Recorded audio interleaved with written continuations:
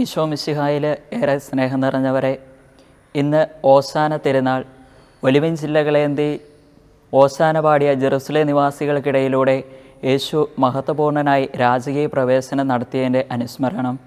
ഏവർക്കും ഓശാന തിരുനാളിൻ്റെ മംഗളങ്ങളും പ്രാർത്ഥനകളും ഏറെ സ്നേഹത്തോടെ നേർന്നുകൊള്ളുന്നു.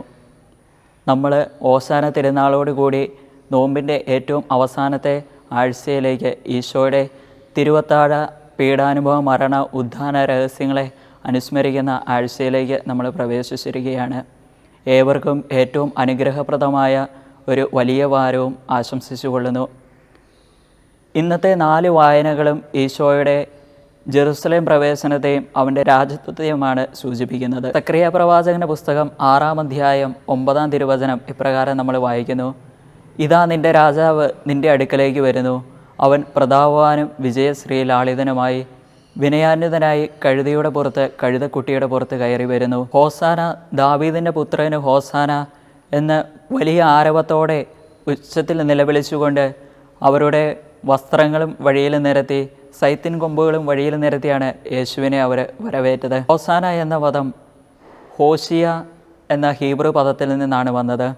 അതിൻ്റെ അർത്ഥം ദൈവമേ ഞങ്ങളെ രക്ഷിക്കണമേ എന്നാണ്. ദാവീദ് രാജാവിനും സോളമനും ശേഷം റോമൻ ഭരണത്തെ തച്ചുടയ്ക്കുന്ന ഏതു രാജാവാണ് വരുന്നത് എന്നുള്ള ഇസ്രായേൽക്കാരുടെ നിസ്സഹായരുടെയും നിഷ്കളങ്കരുടെയുമായിട്ടുള്ള ഒരു നിലവിളിയാണ് ഈ ഓശാന എന്നതുകൊണ്ട് ഇവിടെ അർത്ഥപൂർണ്ണമാകുന്നത്.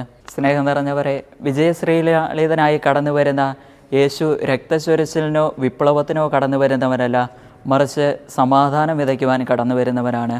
ഈ ഓശാന ഞായർ നമുക്ക് നൽകുന്ന 4 സന്ദേശങ്ങളാണ്. ഒന്നാമതായിട്ട്, ദൈവം നമ്മോട് ആവശ്യപ്പെടുന്നത് എന്തും കൊടുക്കാൻ തയ്യാറാകുക. രണ്ടാമതായിട്ട്, സ്വയം എളിമപ്പെടുവാനും ശൂന്യവൽക്കരിക്കപ്പെടുവാനും പരിശ്രമിക്കുക. മൂന്നാമതായിട്ട്, എല്ലാം ദൈവത്തിനുള്ളതും ദൈവത്തിൻ്റേതാണെന്നുമുള്ള ബോധ്യം നമ്മിലുണ്ടായിരിക്കുക.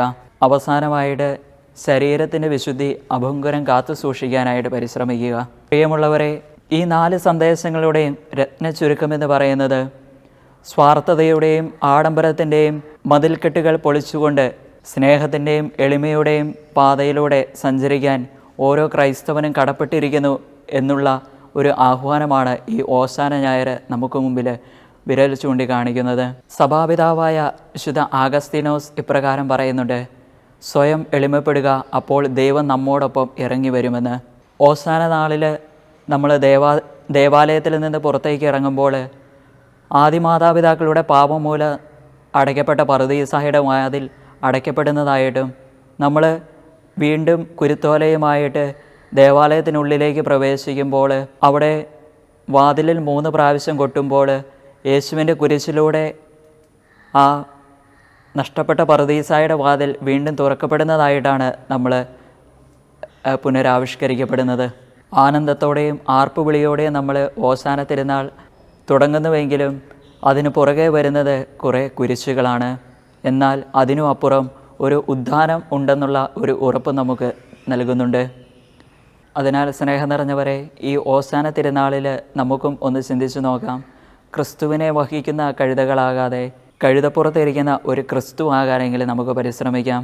നമ്മുടെ ശരീരമാകുന്ന ആലയത്തെ വിശുദ്ധമായിട്ട് സൂക്ഷിക്കാനും വിശുദ്ധമായവ വിശുദ്ധിയോടെ ചെയ്യുന്നവർ വിശുദ്ധരായി തീരുമെന്നുള്ള വചനത്തിൻ്റെ മുഴുപൂർത്തീകരണം നമുക്ക് നമ്മുടെ ജീവിതം കൊണ്ടും നമ്മുടെ ജീവിത സാഫല്യങ്ങൾ കൊണ്ട് നമുക്ക് മറ്റുള്ളവർക്കും പകർന്നു കൊടുക്കാൻ ഈ വലിയ വാരം നമുക്കെല്ലാവർക്കും പ്രചോദനമായി തീരട്ടെ എന്ന് ആശംസിച്ചുകൊണ്ട് എല്ലാവർക്കും ഒരിക്കൽ കൂടി ഓശാന തിരുനാളിൻ്റെ മംഗളങ്ങൾ ഏറെ സ്നേഹത്തോടെ നേർന്നുകൊണ്ട് നിർത്തുന്നു.